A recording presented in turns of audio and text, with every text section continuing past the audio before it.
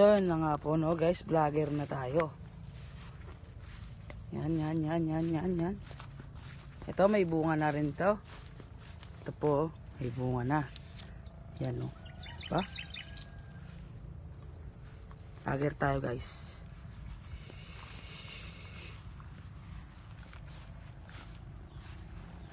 Ayan, dami. At kakagaling lang bigyan ng apa para makapangisnawa. Ito naman po ang sa likod.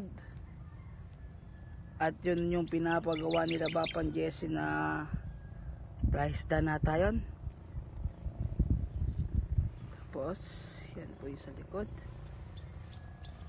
At meron tayong makikita dito na malapit ng malulot. Oh, kulay yellow na siya, guys.